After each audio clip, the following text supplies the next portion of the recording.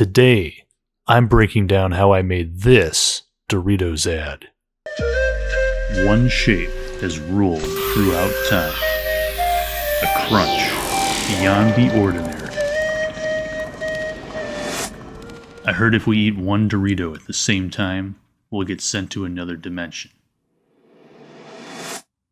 And the world pauses. What is this place? What is this place? Welcome to the Dorito dimension. Doritos for the bull. Crunch like you own the moment. To handle rendering, I used multiple systems. The main rig has an RTX 4090, a Ryzen 9 5950X, 128 gigs of RAM, 16 terabytes worth of SSDs, and then the secondary rig, RTX 3080 Ti, RTX 3090, Ryzen 7 3800X, 128 gigs of RAM, and two 2 terabyte SSDs. And then the tertiary rig has dual RTX 4090s, a Ryzen 9 3900X, and 6 terabytes of SSDs. Which is part of the reason that you can see that we're not only in one computer right now, we're actually in two of them at this very moment. So we can see the multiple pieces of this project.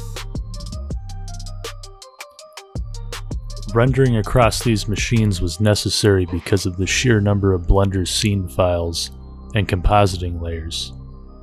Links to the hardware or equivalents are in the description. If you see insane price gouging, avoid those listings.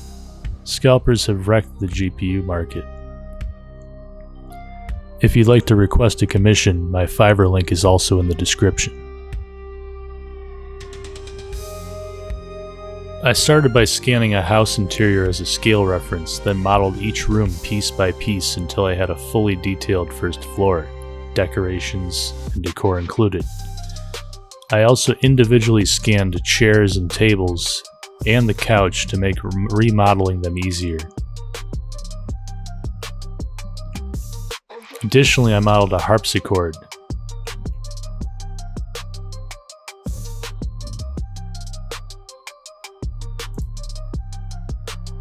For the creation of the laser, I did some tracking of my footage so that it would match with the position of the three-dimensional object.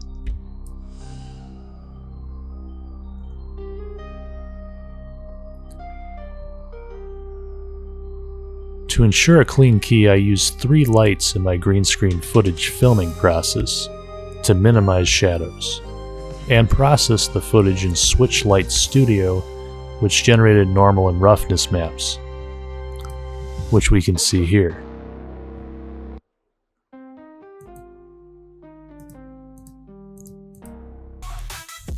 So as you can see, the footage has been separated into several image sequences: specular, roughness, normal.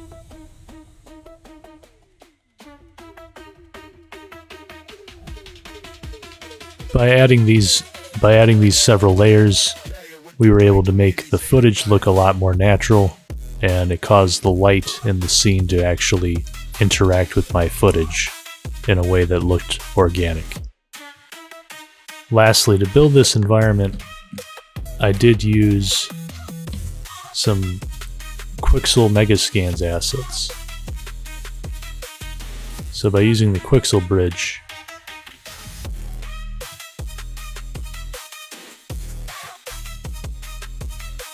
we could get some materials and some basic objects like a chair, some planks, and then use those to build a more complex object.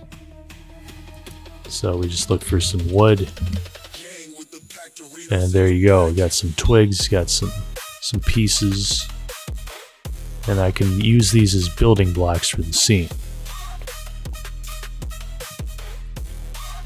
I found some nice rocks and other things here, like this chair.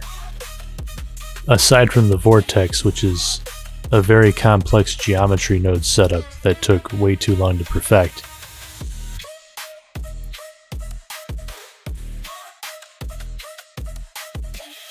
This is the vortex that comes out of the paper when he draws the triangle.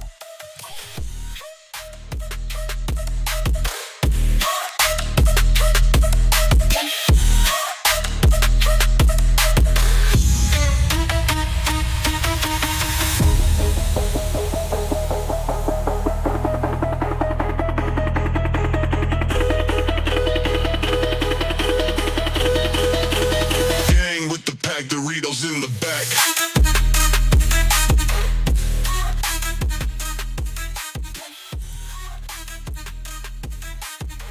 There we go. But yes, as you can see, we went completely nuts. There is literally a sun in the background and asteroids around this chip. And little mini Dorito chips flying into the vortex.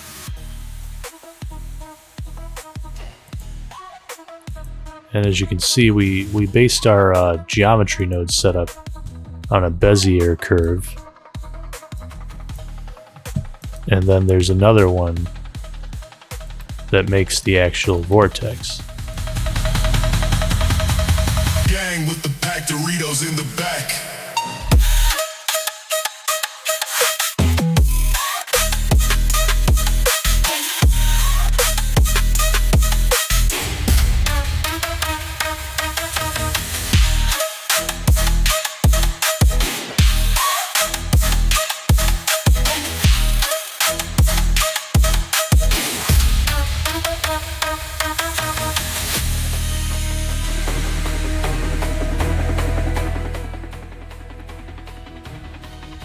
Next, I did a photogrammetry scan of the chip you saw in that vortex. This was generated by taking 300 photos of a Dorito with three 360-degree passes in perfect lighting. I used a Canon EOS R6, and then I processed all these photos in reality capture. This generated an 8 million try mesh.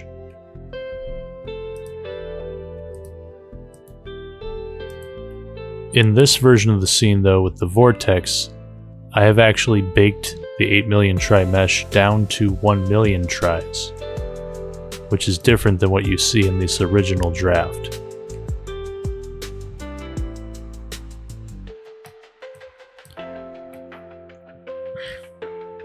I then composited myself onto the Doritos surface, which looks like the moon up close, using green screen footage, Switchlight Studio, camera movement, smoke sims, particle effects, holdouts, light baking, various layers of compositing, and the scene also featured smoke emitting orbs crashing into the chip, creating a dramatic effect, and also a smoke simulation that was rendered separately for the outro. Next, for the Doritos flowing into the bowl, I baked the high poly chip onto lower poly versions of the chip and aligned them under a camera path, and then I set a spline for them to follow. To control how light interacted with different elements, I used light linking and holdouts to separate objects into different groups in multiple passes. I also made sure to use light gobos or gobos and ensure natural lighting was emitted from various light sources. You might notice how I've color-coded several groups on the right side with the outliner. This organization makes it a lot easier to manage this project since it's such a huge one. So this way, if I select an object, I can find where it's at. So I got my couch with the people, camera, and I can use the period button or the slash button to jump to one specific object. So I'll just jump right to that. So if I select all the hierarchy of that, we can see there is our fireplace, the harpsichord. It's all one group. Easily can move it. By doing this, it prevented a lot of rendering issues. The next thing I did was multi-angle rendering, so I would have different camera views and also have different recordings of the green screen footage to go with that camera angle. The 90-degree couch angle has its own separate green screen footage. On top of that, we also have our volumetrics on a separate layer, so we can choose what sort of scene we're looking for. In addition to the techniques I showed, one other major thing that I did was I used a feature called Display in Viewport as Bounds. So when I would go to the Object Properties tab, I would go down to Viewport Display and say Display as Bounds. What this would do is basically make whatever I selected show up as something invisible in the viewport, but render, with a lot less overhead. And this method is very clever, because now that object is not taxing the scene very much.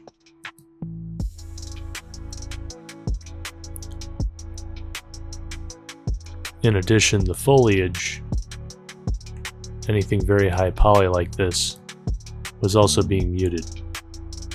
So I literally just mute that whole layer.